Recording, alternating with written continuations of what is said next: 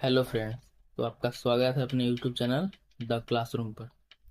कल हम लोगों ने पढ़ा था संख्या पद्धति। संख्या पद्धति क्या है? संख्या पद्धति एक तरीका होता है, संख्या को लिखने का पढ़ने का एक तरीका होता है जिसे संख्या पद्धति कहते हैं। तो कल हम लोगों ने पढ़ा था कि प्राकृत संख्याएं क्या होती है, नेचुरल नंबर। वैसी संख्या, गिनती की संख्या को हम लोग प्राकृत संख्या कहते हैं। जैसे एक, दो हो गया, तीन हो गया, चार हो गया, अनंत तक जाएगा ये। दूसरा हम लोगों ने पढ़ा था पूर्ण संख्या क्या है। पूर्ण संख्या क्या है? गिनती की संख्या के आगे, गिनती की संख्या के आगे शून्य लगा देने पर वो क्या बन जाता है? प्राकृत पूर्ण संख्या बन जाता है। गिनती की संख्या के आगे शून्य लगा देने पर वो पूर्ण संख्या बन जाता है, या फिर ये कह सकते हैं प्राकृत संख्या के आगे शून्य लगा देने पर वो क्या बन जाता है? पूर्ण संख्या बन जाता है। अब बात करते हैं हम पूर्णांक की। पूर्णांक होता क्या है? पूर्ण संख्या के आगे, सॉरी, पूर्ण संख्या में हम लोग ऋणात्मक संख्या जोड़ते हैं तो वो पूर्णांक कहलाता है। क्या कहलाता है? पूर्ण संख्या में हम ऋणात्मक संख्या को जोड़ते हैं तो वो क्या बन जाता है? हमारा पूर्णांक बन जाता है। देखिए, 0, 1, 2, 3, इधर चला जाएगा ऐसे करते करते कहाँ? प्लस इन्फिनाइट तक। इधर हम जोड़ेंगे क्या? गिनती की संख्या यही हो गया ना, मतलब पूर्ण संख्या यही हो गया ना हमारा। तो पूर्ण संख्या के आगे, मतलब पूर्ण संख्या में हम क्या जोड़ रहे हैं? ऋणात्मक संख्या जोड़ रहे हैं तो वो क्या बन जा रहा है? हमारा पूर्णांक बन जा रहा है। ऐसे करते करते वो ये कहाँ तक जाएगा? माइनस इन्फिनाइट तक, यानी कि माइनस अनंत तक जाएगा। तो उसके बाद हम लोगों ने समझा था कि अधनात्मक अधनात्मक अधनात्मक पूर्णांक क्या है? अधनात्मक पूर्णांक नाम से ही पता चल जा रहा है कि क्या है वो धनात्मक नहीं है। धनात्मक नहीं है यानी कि वो ऋणात्मक पूर्णांक है। तो कल हमने आपको बताया ही होगा कि धनात्मक पूर्णांक, अधनात्मक पूर्णांक को हम आई माइनस लिखते हैं, और पूर्णांक को हम आई से सूचित करते हैं। किससे सूचित करते हैं? आई से भी सूचित किया जाता है और जेड से भी सूचित किया जाता है। तो अधनात्मक पूर्णांक, अधनात्मक पूर्णांक क्या है? अधनात्मक पूर्णांक नाम से पता चल जा रहा है कि क्या है वो ऋणात्मक पूर्णांक है, मतलब कि धनात्मक पूर्णांक नहीं है। अब अधनात्मक पूर्णांक निकालना है, यानी कि यहाँ से ये वाला पार्ट हमको निकालना है, इस साइड का हमको पार्ट निकालना है। तो कैसे निकलेगा? ये पूरा पूर्णांक में से हम किसको घटा देंगे? प्लस वाले को घटा देंगे, तभी ना हमारा बचेगा ये वाला।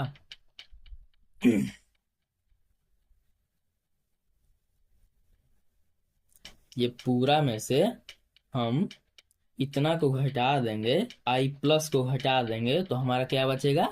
आई माइनस बचेगा। तो हम पूरा में से क्या घटा दे रहे हैं? आई प्लस को हम घटा दिए। ये क्या रहा? आई माइनस, ये रहा आई प्लस। तो पूरा को क्या बोला गया है? आई बोला गया है। तो पूरा में से हम क्या घटा दिए? आई प्लस को हम घटा दिए, इतना को घटा दिए तो हमारा क्या बचा? आई माइनस बचा। वही यहाँ पर लिखा गया है। अब देखते हैं एक और, अऋणात्मक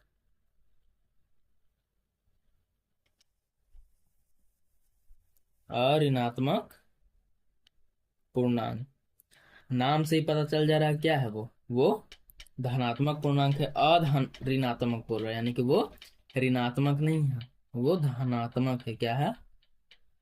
धनात्मक पूर्णांक है। तो धनात्मक पूर्णांक कैसे निकलेगा? अब हमको ये वाला साइड चाहिए, ये वाला हिस्सा है, इसी को ना हम बोलते हैं धनात्मक पूर्णांक। आई प्लस, आई प्लस कैसे निकलेगा? इस पूरे में से हम आई माइनस को घटा देंगे तभी ना निकलेगा। तो पूरा को क्या बोलते हैं, आई बोलते हैं। और उसमें से क्या घटाएंगे तो हमारा आई प्लस निकलेगा। आई माइनस को घटा देंगे तो हमारा आई प्लस निकल जाएगा। आया समझ में। उसके बाद हमने पढ़ा था सम संख्या क्या है। तो सम संख्या क्या है, वैसी संख्या जो दो से पूरी पूरी विभाजित हो जाए उसे सम संख्या कहते हैं। कि दो भी दो से विभाजित होता है, चार भी, छ, आठ, 10, ऐसे करते करते इन्फिनाइट तक वो होगा। उसके बाद विषम संख्या। विषम संख्या क्या है, विषम संख्या जो दो से विभाजित ना हो, जैसे कि वैसी संख्या जो दो से विभाजित ना हो उसे विषम संख्या कहते हैं। तो जैसे एक कटता है क्या, दो से नहीं कटता है, तीन भी नहीं कटता है, पांच भी नहीं कटता है, सात भी नहीं कटता है। ऐसे करते करते कहाँ तक चला जाएगा, ये इनफिनाइट तक चला जाएगा। अब अभाज्य संख्या। अभाज्य संख्या क्या है, वैसी संख्या जो एक और अपने आप के अलावा किसी अन्य संख्या से न कटे। वैसी संख्या जो एक और अपने आप के अलावा किसी अन्य संख्या से ना कटे, यानी कि वो सिर्फ एक से कटना चाहिए और अपने आप से। जैसे देख लीजिए, दो हो गया, दो है जो सिर्फ एक से कटेगा और अपने आप से ही कटेगा। तीन को ले लेते हैं, तीन भी है जो एक से कटेगा और अपने आप से कटेगा, उसके अलावा किसी अन्य संख्या से नहीं कट रहा है। पांच भी हो जाएगा वैसे ही, पांच को भी देखिए एक और अपने आप के अलावा नहीं कट रहा है। सात को भी देख लीजिए, सात भी एक और अपने आप के अलावा नहीं कट रहा है। ऐसी बहुत सारी संख्याएं होती है, अनंत तक चला जाएगा। अब देखते हैं हम लोग संयुक्त संख्या क्या है। संयुक्त संख्या क्या है, तो वैसी संख्या जो एक और अपने आप के अलावा किसी दूसरी संख्या से भी कटे। वैसी संख्या जो एक और अपने आप के अलावा किसी अन्य संख्या से भी विभाजित हो उसे हम संयुक्त संख्याएं कहते हैं। जैसे चार हो गया, छ हो गया, आठ हो गया, नौ भी देखिए एक और अपने आप के अलावा किसी अन्य संख्या से भी कटता है। 10 भी एक और अपने आप के अलावा अन्य संख्या से कटता है। ऐसे ऐसे कितना हो जाएगा, अनंत तक हो जाएगी संख्या। तो आज हम जानेंगे कि सह अभाज्य संख्याएं क्या होती है। सह अभाज्य संख्या, इंग्लिश में इसको बोला जाता है को प्राइम नंबर्स। वैसी संख्या जिसका एचसीएफ सिर्फ एक हो, क्या हो, जिसका एचसीएफ सिर्फ एक हो। और या वैसे भी बोल सकते हैं, एक और डिफिनेशन है इसका, वैसी संख्या जिसे काटा पीटा ना जा सके, मतलब कि वो दम काट कूट कर दम सबसे छोटा रूप आ जाए वहां पे। क्या होता है इसका डिफिनेशन, वैसी संख्या जिसका एचसीएफ सिर्फ एक हो उसे हम क्या बोलेंगे, सह अभाज्य संख्याएं। जैसे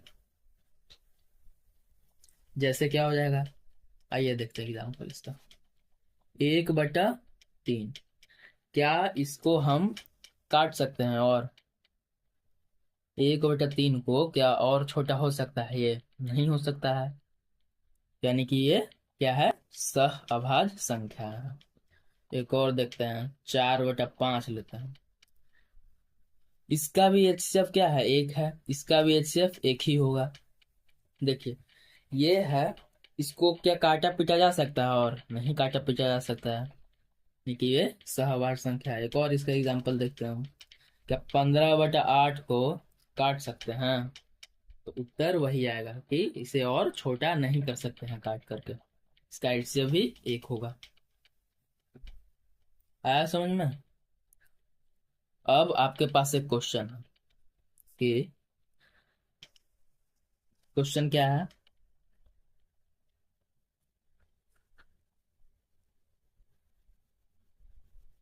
10 से छोटी, 10 से छोटी, 10 से छोटी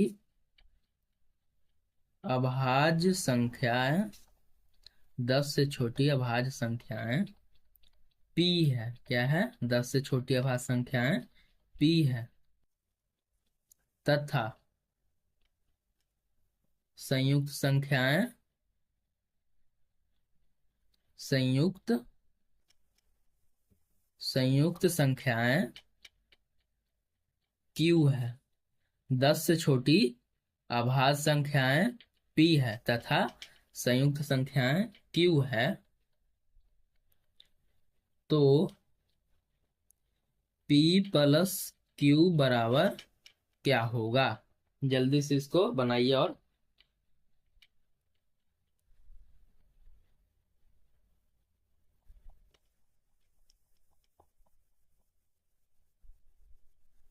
देखिए बनाते हैं। 10 से छोटी अभाज्य संख्याएं क्या है? q है। सॉरी, 10 से छोटी अभाज्य संख्या यहाँ पे p दिया हुआ, क्या दिया हुआ है? p। तो 10 से छोटी कितनी अभाज्य संख्याएं होती हैं? तो कितनी होती हैं? 2, 3, 5, 7, यही होती है ना?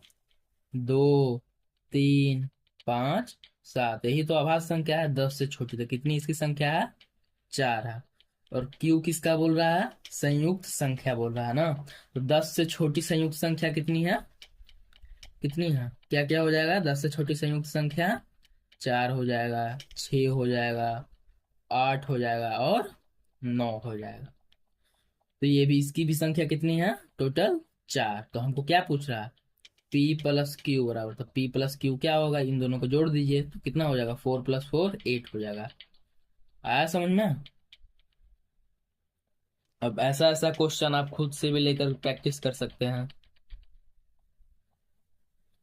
अब हम लोग पढ़ेंगे परिमेय संख्याएं क्या होती है। रेशनल नंबर इंग्लिश में बोला है। वैसी संख्या जो P बटा Q के रूप में हो, वैसी संख्या जो P बटा Q के रूप में हो, जहां P और Q पूर्णांक हो और Q बराबर नॉट इक्वल टू 0 हो। P और Q पूर्णांक बोलना हम लोगों को जरूरी है, नहीं बोलेंगे तो वो परिभाषा गलत हो जाएगा। क्या होता है? वैसी संख्या जो P बटा Q के रूप में हो और दोनों क्या हो? पूर्णांक हो। दोनों क्या हो? पूर्णांक हो। और एक और कंडीशन है इसमें, Q बराबर नॉट इक्वल टू 0 होना चाहिए। से एग्जाम्पल क्या हो जाएगा? जैसे कि 1/3 भी इसका एग्जाम्पल हो सकता है, 4/5 भी होगा, 15/8 भी होगा, 20/25 भी होगा। दोनों क्या है? पूर्णांक है कि नहीं? एक भी पूर्णांक है, 3 भी पूर्णांक है, लेकिन नीचे क्या है? Q बराबर नॉट इक्वल टू 0। क्या यहाँ पर तो 3 दिया हुआ, 0 नहीं है, यानी कि हमारा परिमेय संख्या ये है। इसी में हम देखते हैं तो सीमांत दशमलव, मतलब कि टर्मिनल डेसिमल।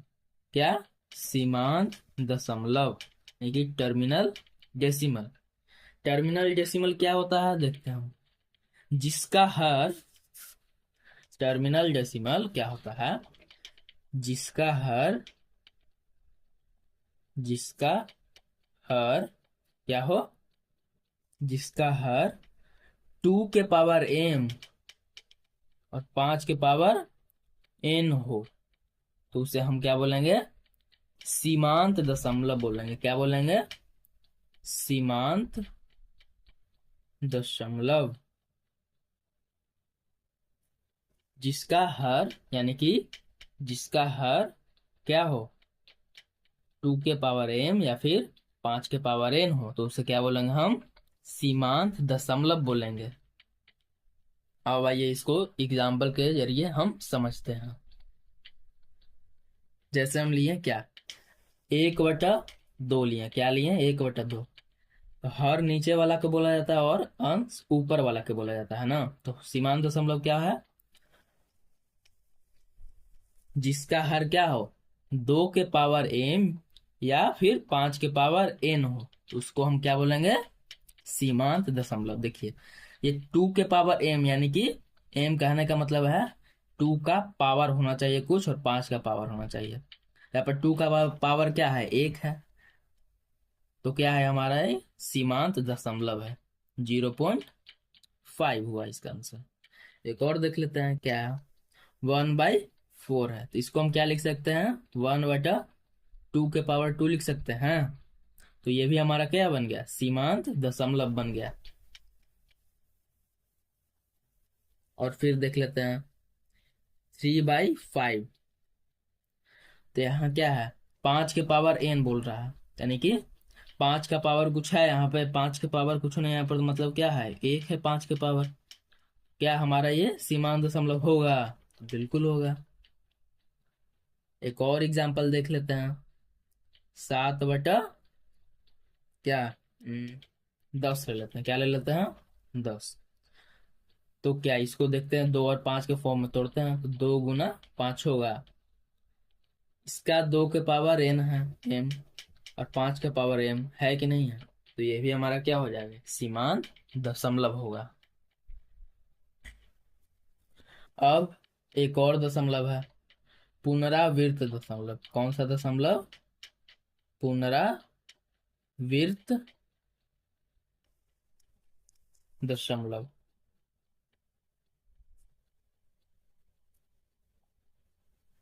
इसको इंग्लिश में बोला जाता है रिक्यूरिंग डेसिमल। पुनरावृत्त यानी कि क्या, जब विभाजित होता है संख्या तो वो बार बार दोहराया जाता है, बार बार रिपीट होता है, उसको भी बोलते हैं हम लोग क्या, पुनरावृत्त दशमलव। जैसे एग्जांपल लेते हैं 1/3 लेते हैं। क्या लेते हैं? 1/3। तो देखिए 0.3333, ये बार बार इसका रिपीटेशन हो रहा है कि नहीं हो रहा है, तो इसको बोलेंगे हम क्या, पुनरावृत्त दशमलव। एक और ले लेते हैं, 2/3 ले लेते हैं। इसका 0.6666 होते चलते चल जाएगा ऐसे ही। ये इसका भी रिपीटेशन हो रहा है, 6 का रिपीटेशन हो रहा है, बार बार आ रहा है।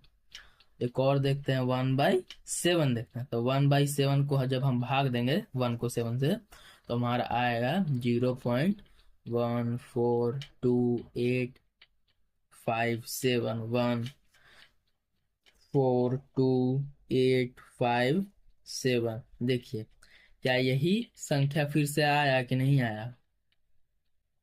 तो अब आपको समझ में आया कि कोई कोई क्वेश्चन में ऊपर ऐसे क्यों दिया हुआ होता है, क्योंकि ये बार बार क्या हो रहा है, रिपीट हो रहा है। देखिए यहाँ से फिर से स्टार्ट होगा कि नहीं हो गया, 1428571, फिर से यही आ जाएगा, यानी कि ये क्या है, पुनरावृत्त दशमलव है। अब देखते हैं हम लोग, अपरिमेय संख्या, इंग्लिश में इरेशनल नंबर्स। इरेशनल नंबर्स वैसी संख्या जो ना तो पुनरावृत्त हो और ना ही सीमांत हो।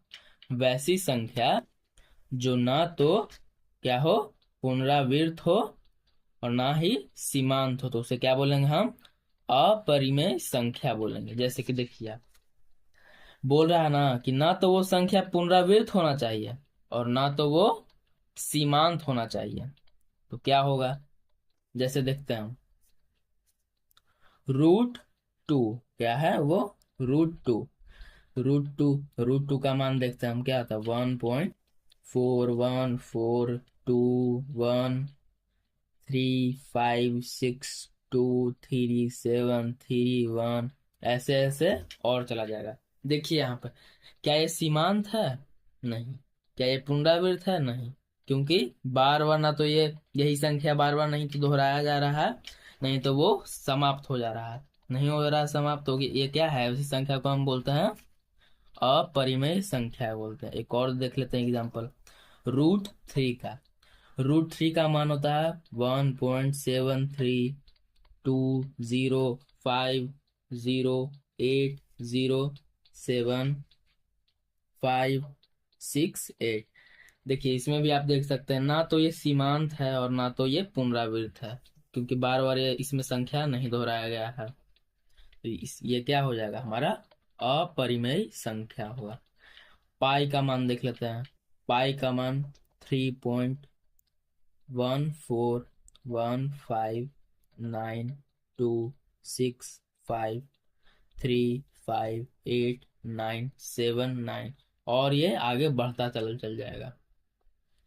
तो आया समझ में, अपरिमेय संख्या क्या होती है। बिल्कुल अच्छे से समझ में आ गया होगा आप लोगों को, यही उम्मीद है। अब आपको यहाँ पे कुछ होमवर्क दिया गया है। आर का मतलब रेशनल संख्या यानी कि परिमेय है। आई आर का मतलब इरेशनल संख्या यानी कि अपरिमेय संख्या है ये। तो आपको बताना है, क्या दो परिमेय संख्याओं को जोड़ेंगे तो क्या आएगा, हमारा परिमेय आएगा कि अपरिमेय आएगा, गुना करेंगे तो क्या आएगा, जोड़ घटाव करेंगे किसका, परिमेय का अपरिमेय से जोड़ घटाव करेंगे तो हमारा क्या आएगा, परिमेय का अपरिमेय से गुना करेंगे तो हमारा कौन सी संख्या आएगा, परिमेय आएगा कि अपरिमेय आएगा। अपरिमेय का अपरिमेय से जोड़ घटाव करेंगे तो हमारा क्या आएगा। छठा क्वेश्चन है हमारा, अपरिमेय संख्याओं का अपरिमेय संख्याओं से गुना करेंगे तो हमारा क्या आएगा। ये रहा कुछ होमवर्क, आप बनाइए, नहीं बनता है तो हम इसको अगले लेक्चर में इसको हम बताएंगे।